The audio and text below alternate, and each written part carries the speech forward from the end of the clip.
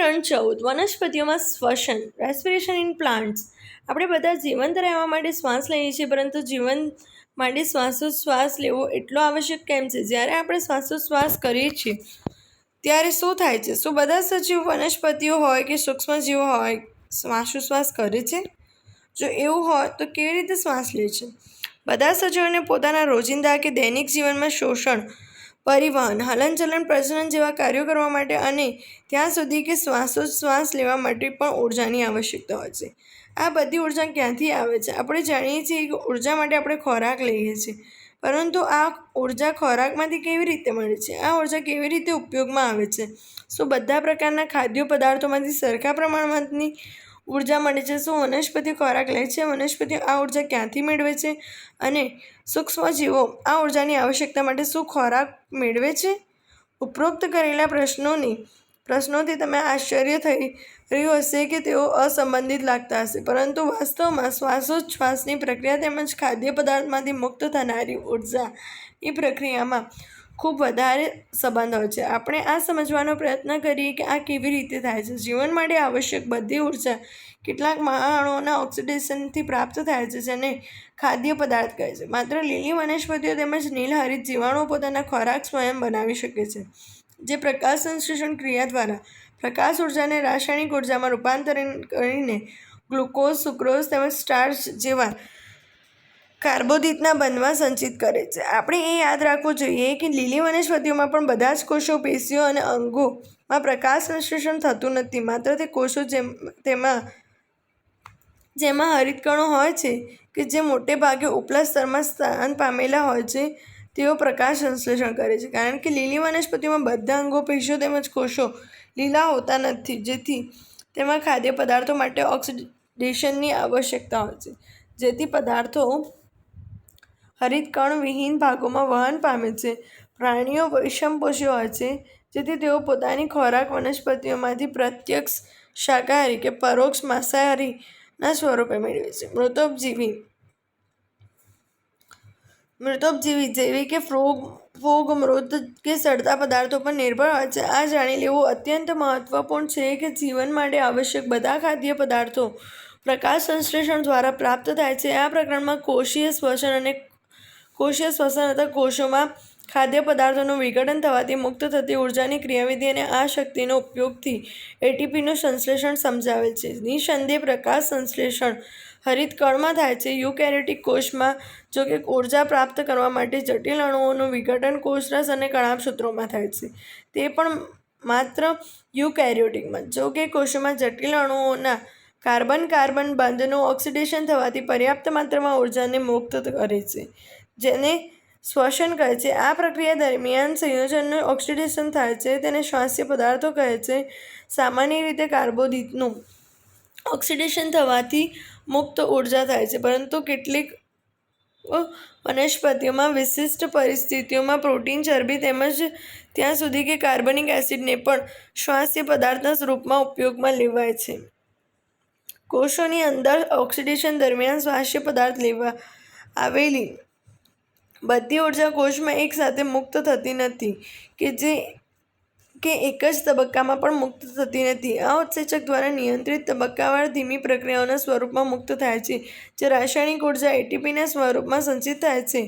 અહીંયા એ સમજી લેવું આવશ્યક છે કે શ્વસનમાં ઓક્સિડેશન દ્વારા મુક્ત થતી ઉર્જા સીધી ઉપયોગમાં લેવાતી નથી, પરંતુ આ એટીપીના સંશ્લેષણના ઉપયોગમાં લેવાય છે. અને આ ઉર્જા જ્યારે પણ આવશ્યકતા હોય છે ત્યારે તે વિઘટન પામે છે. આ કારણથી એટીપી કોષ માટે ઉર્જા ચલણના સ્વરૂપમાં કાર્ય કરે છે. એટીપીમાં સંચય પામેલ ઉર્જા સજીવોની વિવિધ ઉર્જાની આવશ્યક પ્રક્રિયાઓમાં ઉપયોગમાં લેવાય છે. શ્વસન દરમિયાન નિર્માણ પામેલો કાર્બનિક પદાર્થ કોષમાં બીજા અણુઓના સંશ્લેષણ માટે પૂર્વગામી સ્વરૂપમાં કામમાં આવે છે. શું વનસ્પતિઓ શ્વાસોચ્છ્વાસ કરે છે? Do plant breathe? આ પ્રશ્નનો કોઈ સીધો જવાબ નથી. હા, વનસ્પતિને શ્વસન માટે O2 ની આવશ્યકતા હોય છે અને તેઓ CO2 ને મુક્ત કરે છે. આ કારણથી વનસ્પતિઓમાં એવી વ્યવસ્થા છે જેમાં O2 ની પ્રાપ્યતા સુનિશ્ચિત થાય છે. વનસ્પતિમાં પ્રાણીઓની જેમ વાયુની વિનિમય માટે વિશિષ્ટ અંગો હોતા નથી, પરંતુ તેમાં વાયુરંધ્રો અને વાયુછિદ્રો આ હેતુ માટે આવેલા હોય છે. શા માટે વનસ્પતિઓમાં શ્વસન અંગો હોતા નથી? તેના ઘણા કારણો છે. પહેલું કારણ એ છે કે વનસ્પતિઓના પ્રત્યેક ભાગો પોતાના વાયુઓના વિનિમયની આવશ્યકતાનું ધ્યાન રાખે છે. વનસ્પતિઓના એક ભાગથી બીજા ભાગમાં વાયુનું વહન ખૂબ જ ઓછું થાય છે. બીજું કારણ એ છે કે વનસ્પતિઓમાં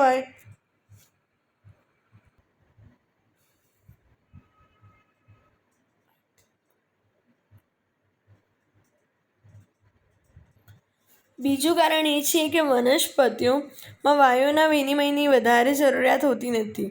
મૂળ, પ્રકાંડ તેમજ પર્ણોમાં શ્વસન પ્રાણીની તુલનામાં ખૂબ ધીમા દરે થાય છે.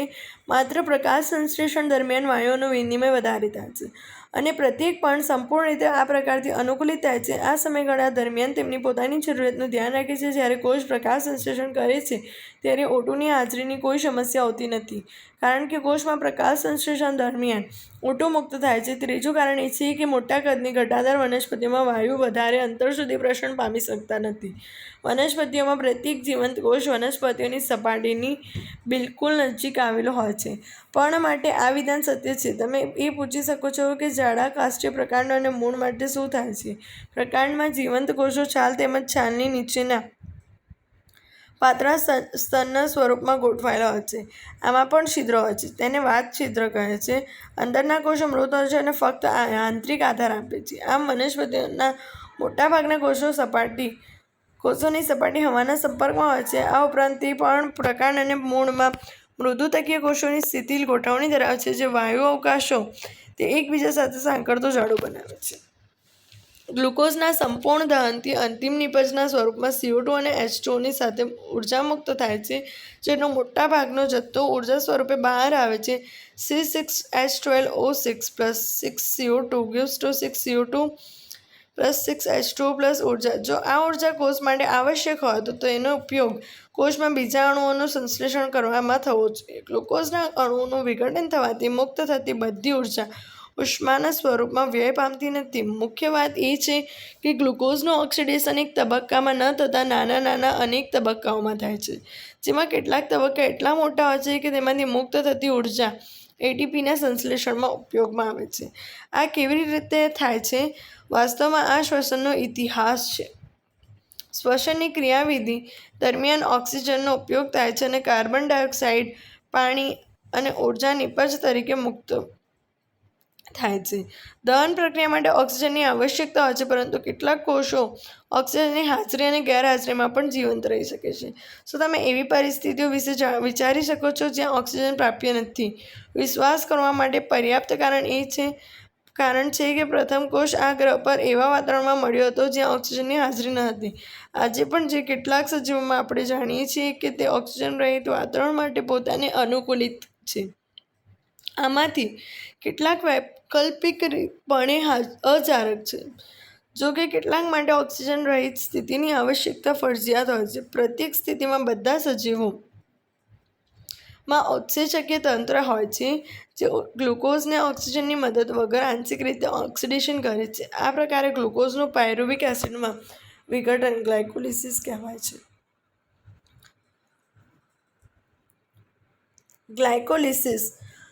ગ્લાયકોલિસિસ શબ્દની ઉત્પત્તિ ગ્રીક શબ્દ ગ્લાયકોસનો અર્થ શર્કરા છે તેમજ લાઇસિસનો અર્થ તૂટવું એટલે કે વિઘટન થાય છે. ગ્લાયકોલિસિસ પ્રક્રિયાનો પ્રસ્તાવ ઇમ્બેર્ડેન, ઓટો મેયરહોફ અને જે પર્નાસ દ્વારા અપાયેલ છે અને આને સામાન્યતઃ EMP પરિપથ કહે છે. અજારક સજીવોમાં શ્વસન માત્ર આ પ્રક્રિયા દ્વારા થાય છે. ગ્લાયકોલિસિસ કોષરસમાં થાય છે અને આ બધા સજીવોમાં થાય છે. આ પ્રક્રિયાઓમાં ગ્લુકોઝ આંશિક ઓક્સિડેશન દ્વારા પાયરુવિક એસિડના 2 અણુઓમાં ફેરવાય છે. વનસ્પતિઓમાં આ ગ્લુકોઝ સુક્રોઝમાંથી પ્રાપ્ત થાય છે, જે પ્રકાશ સંશ્લેષણની અંતિમ નિપજ છે, અથવા સંચિત કાર્બોદિતમાંથી પ્રાપ્ત થાય છે.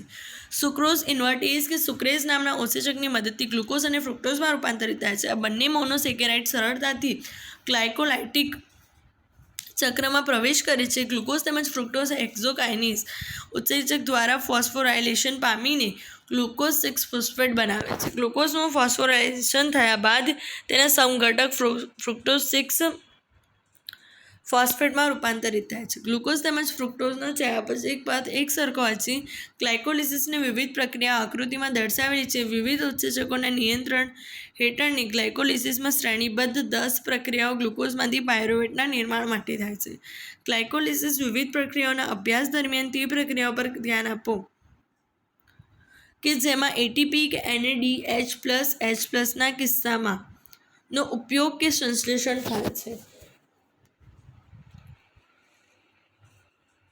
એટીપીનો ઉપયોગ 2 તબક્કામાં થાય છે. પહેલો તબક્કો જેમાં ગ્લુકોઝ 6 ફોસ્ફેટમાં રૂપાંતર પામે છે, અને બીજો તબક્કો કે જેમાં ફ્રુક્ટોઝ 6 ફોસ્ફેટનું ફ્રુક્ટોઝ 1,6 બાયફોસ્ફેટમાં રૂપાંતર પામે છે. ફ્રુક્ટોઝ 1,6 બાયફોસ્ફેટ વિઘટિત થઈને ડાયહાઇડ્રોક્સી એસિટોન ફોસ્ફેટ અને 3-ફોસ્ફોગ્લિસરાલ્ડીહાઇડ PGAL બનાવે છે. જ્યારે 3-ફોસ્ફોગ્લિસરાલ્ડીહાઇડ PGAL નું 1,3-બાયફોસ્ફોગ્લિસરેટ BPGAમાં રૂપાંતર થાય છે, ત્યારે NAD+માંથી NADH+નું નિર્માણ થાય છે. PGALમાંથી ફોસ્ફોગ્લિસરાલ્ડીહાઇડ માંથી 2 સમાન રેડોક્સ 2 હાઇડ્રોજન પરમાણુના સ્વરૂપમાં NAD+ સાથે જોડાઈને સ્થાયી બનીને એક અણુની જેમ સ્થળાંતરિત થાય છે. PGAL ઓક્સિડેશન પામી અકાર્બનિક ફોસ્ફેટ બનવાથી BPGA બાયફોસ્ફોગ્લિસરેટમાં રૂપાંતરિત થાય છે. બાયફોસ્ફોગ્લિસરેટનું 3-ફોસ્ફોગ્લિસરિક એસિડમાં પરિવર્તન પણ ઉર્જા ત્યાગી પ્રક્રિયા છે. આ ઉર્જાનો ઉપયોગ એટીપીના સંશ્લેષણમાં થાય છે. PEP ફોસ્ફોઇનોલ પાયરુવેટનું પાયરુવિક એસિડમાં રૂપાંતરણ દરમિયાન પણ એટીપીનું નિર્માણ થાય છે. શું તમે એ ગણતરી કરી શકો છો કે એક ગ્લુકોઝ અણુમાંથી કેટલા એટીપીના અણુઓનું પ્રત્યક્ષ સ્વરૂપમાં આ પ્રક્રિયામાં સંશ્લેષણ થાય છે?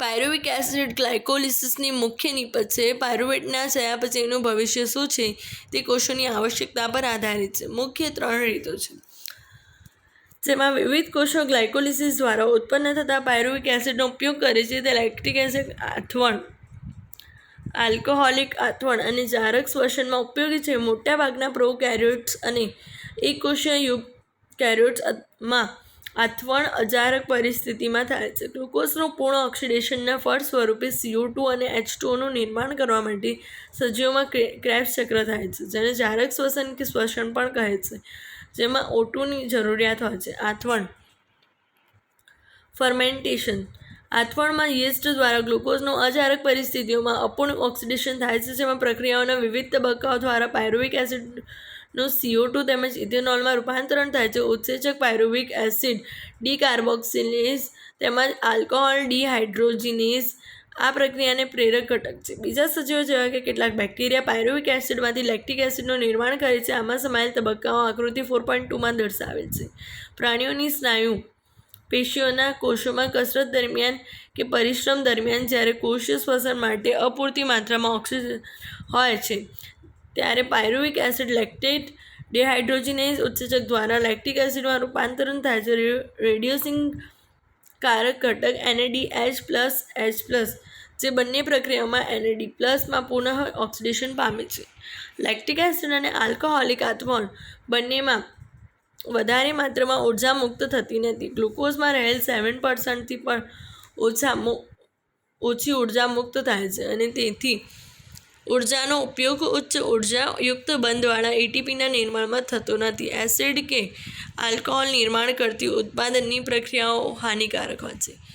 ગ્લુકોઝના એક અણુના આથવણ પછી આલ્કોહોલ કે લેક્ટિક એસિડના નિર્માણ દરમિયાન કેટલાક વાસ્તવિક એટીપીનું સંશ્લેષણ થાય છે.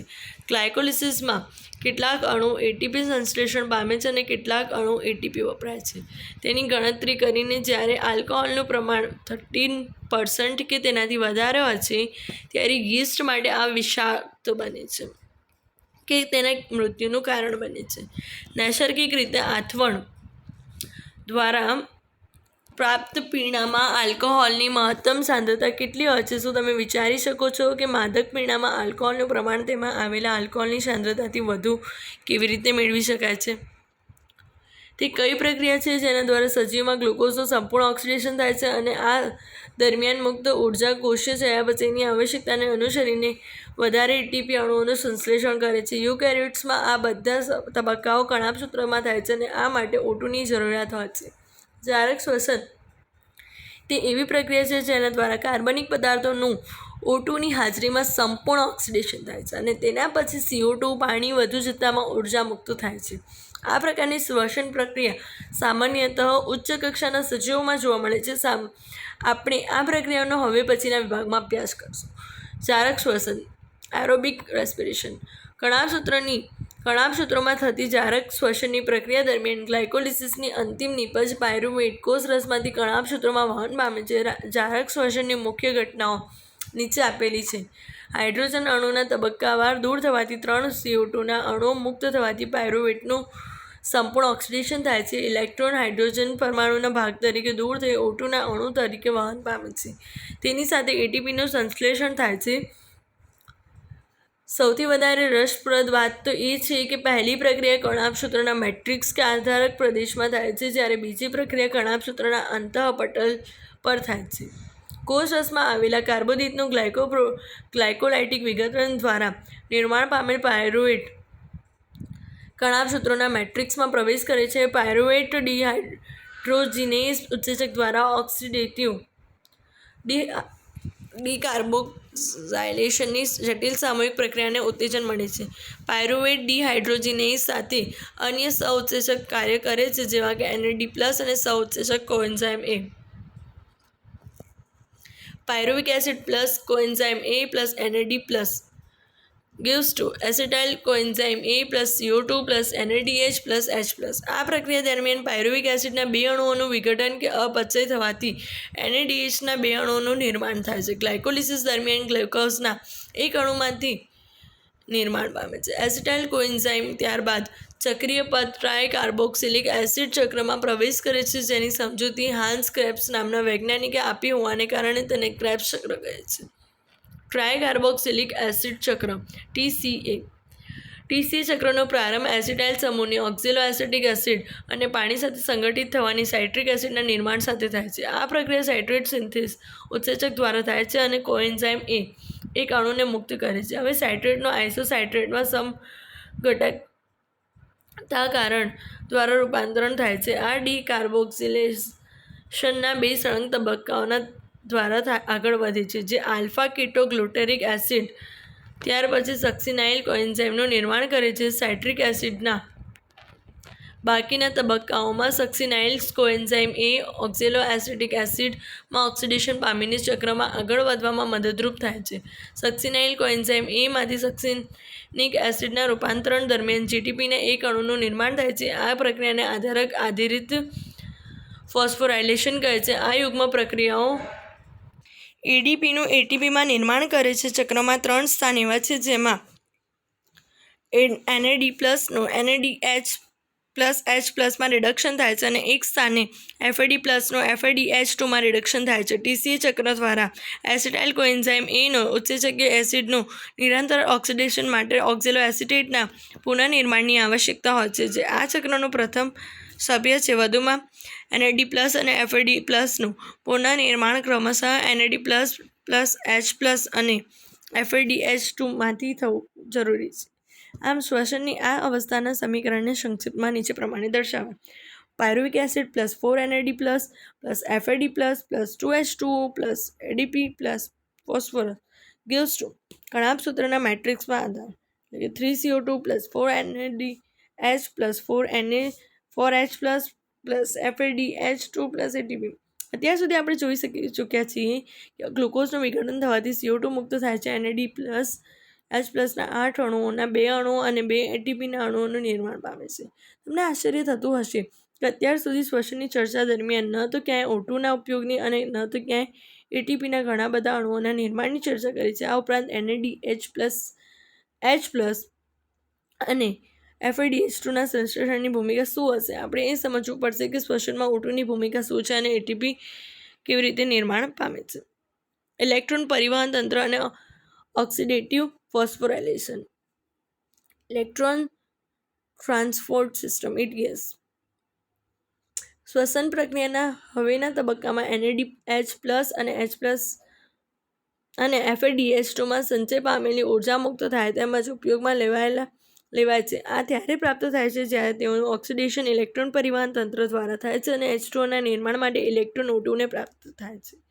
ચયાપચય પરિપથ જેના દ્વારા ઇલેક્ટ્રોન એક વાહકથી અન્ય વાહક તરફ જાય છે તેને ઇલેક્ટ્રોન પરિવહન તંત્ર ETS કહે છે અને તે કણાભસૂત્રના અંતઃપટલમાં થાય છે. કણાભસૂત્રના આધારકમાં TCA ચક્ર દરમિયાન NADH થી નિર્માણ પામતા ઇલેક્ટ્રોન ઉત્સેચક NADH ડિહાઇડ્રોજિનેઝ સંકુલ 1 દ્વારા ઓક્સિડાઇઝ્ડ થાય છે. ત્યારબાદ ઇલેક્ટ્રોન અંતઃપટલમાં આવેલ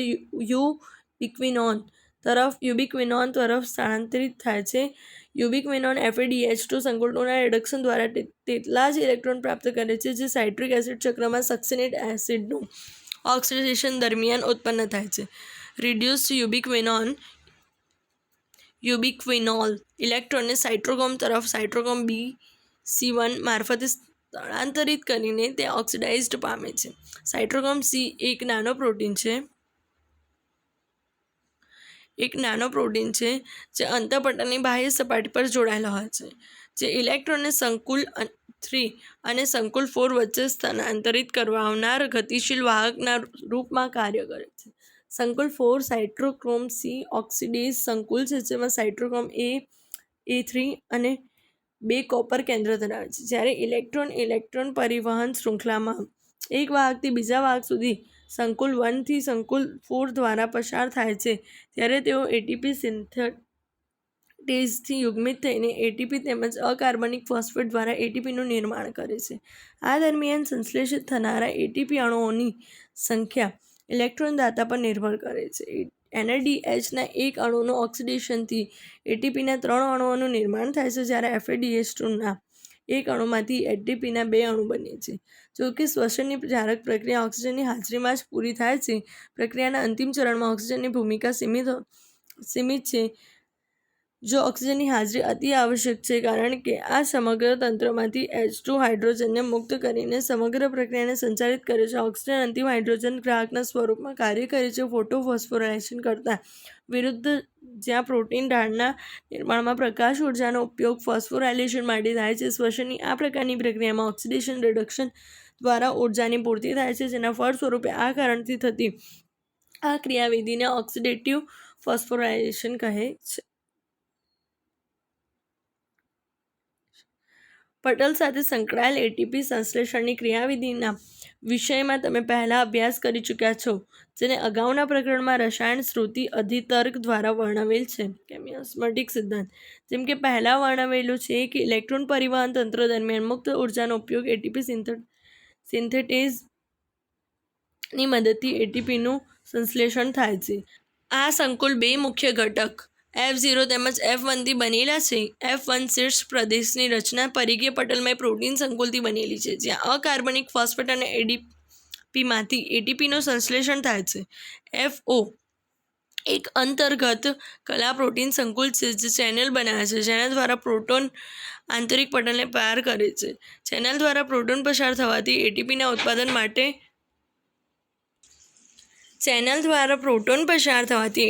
ઉત્પાદન માટે F1 ઘટકની કેમિકલ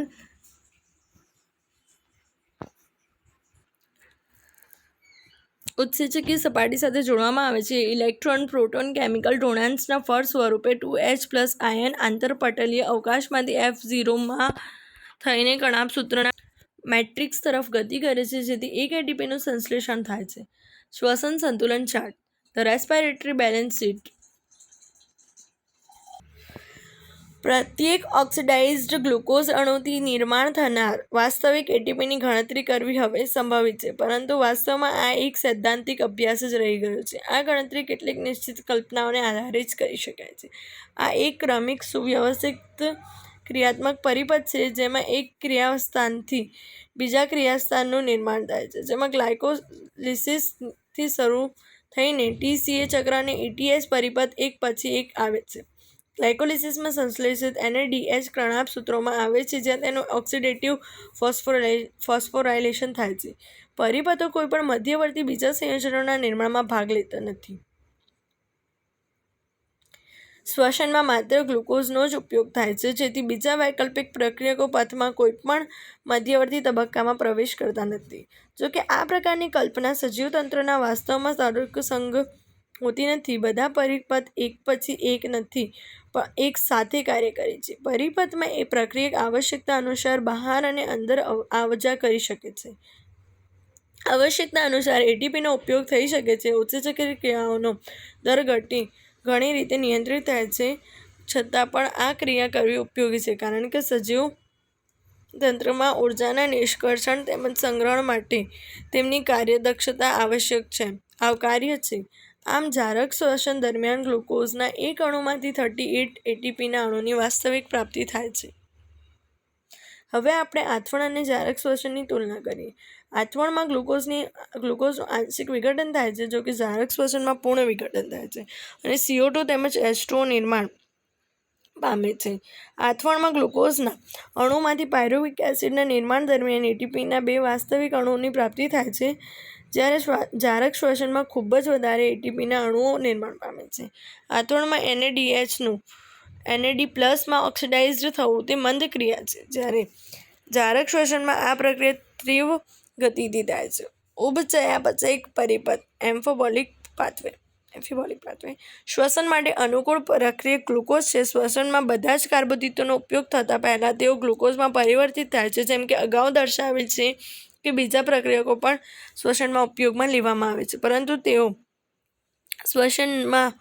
શ્વસનના પહેલા તબક્કામાં ઉપયોગમાં લેવાતા નથી. આકૃતિ 4.6 જુઓ કે જેમાં વિવિધ પ્રક્રિયકો શ્વસન પરિપથ કેવી રીતે પ્રવેશે છે. ચરબી સૌથી પહેલા ગ્લિસરોલ અને ફેટી એસિડમાં વિઘટન પામે છે. જો ફેટી એસિડ શ્વસનમાં ઉપયોગમાં લેવાય તો તે પહેલા એસિટાઇલ કોએન્ઝાઇમ A બનાવીને પરિપથમાં પ્રવેશ કરે છે. ગ્લિસરોલ પહેલા PGAL ફોસ્ફોગ્લિસરાલ્ડિહાઇડ માં પરિવર્તિત થઈ શ્વસન પરિપથમાં પ્રવેશ કરે છે. પ્રોટીએઝ ઉત્સેચક દ્વારા વિઘટન પામીને એમિનો એસિડ બનાવે છે. પ્રત્યેક એમિનો એસિડ ડી-એમિનિફિકેશન થયા પછી પોતાની સંરચનાને આધારે ક્રેબ્સ ચક્રમાં અથવા પાયરુવેટ અથવા એસિટાઇલ કોએન્ઝાઇમ A ના વિવિધ તબક્કામાં પ્રવેશ કરે છે. શ્વસન દરમિયાન પ્રક્રિયકનું વિઘટન થવાને કારણે શ્વસન ક્રિયામાં પરંપરાગત અપચય પ્રક્રિયા કહે છે અને શ્વસન પરિપથ શ્વસનીય અપચય પરિપથ છે. પરંતુ શું આ સમજ સારી છે? ઉપર વર્ણવેલ કે વિવિધ પ્રક્રિયકો ઉર્જાના હેતુ માટે શ્વસન પરિપથમાં કેવી રીતે પ્રવેશ કરે છે, આ જાણવું મહત્વપૂર્ણ છે કે આ સંયોજન ઉપરોક્ત પ્રક્રિયકનું નિર્માણ કરવા માટે શ્વસનીય પરિપથથી વિખૂટા પડે છે.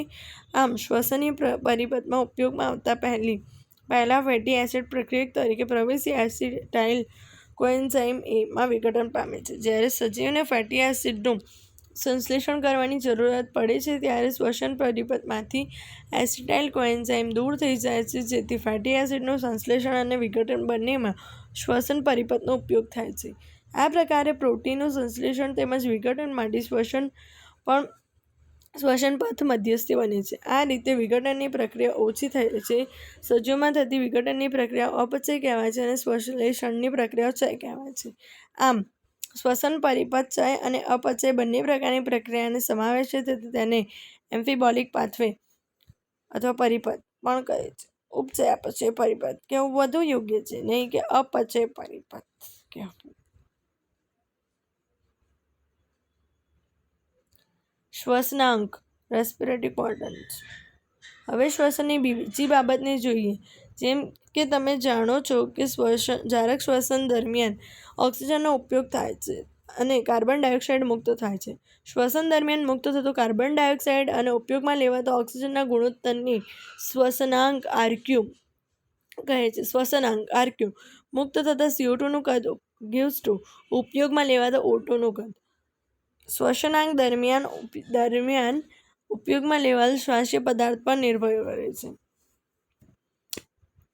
જો કાર્બોદિત પ્રક્રિયકના રૂપમાં હોય તો પૂર્ણ ઓક્સિડેશન થાય છે, જેથી શ્વસનાંક 1 થાય છે. મુક્ત થતા CO2 અને ઉપયોગમાં લેવાતા O2 ની માત્રા સમાન હોય છે, જે સમીકરણથી સ્પષ્ટ થાય છે. C6H12O6 plus 6O2 gives to 6CO2 plus 6H2O plus ઉર્જા. શ્વસનાંક RQ 6CO2 gives to 6O2 is equal to 1.0. જ્યારે ચરબી શ્વસનમાં ઉપયોગમાં લેવાય તો તેનો શ્વસનાંક 1.0થી ઓછો હશે ફેટી એસિડ પામેટીનના રૂપમાં ઉપયોગમાં લેવાય છે ત્યારે તેમની ગણતરી આ મુજબ થશે: 2C51H98O6 tripalmitin plus 145O2 gives to 102CO2 plus 98H2O plus ऊर्जा श्वसनांक RQ is equal to 102CO2 gives to 145O2 is equal to 0.7. જ્યારે પ્રોટીન સ્વાસ્થ્ય પદાર્થના રૂપમાં ઉપયોગમાં લેવાય ત્યારે તેનો શ્વસનાંકનો ગુણોત્તર લગભગ 0.9 થાય છે. અહીંયા આ જાણવું અતિ મહત્વપૂર્ણ છે કે સજીવોમાં શ્વાસ્ય પદાર્થ માટે મોટે ભાગે એક કરતાં વધારે હોય છે, પરંતુ શુદ્ધ પ્રોટીન તેમજ ચરબી શ્વાસ્ય પદાર્થ તરીકે ક્યારેય ઉપયોગમાં આવતા નથી.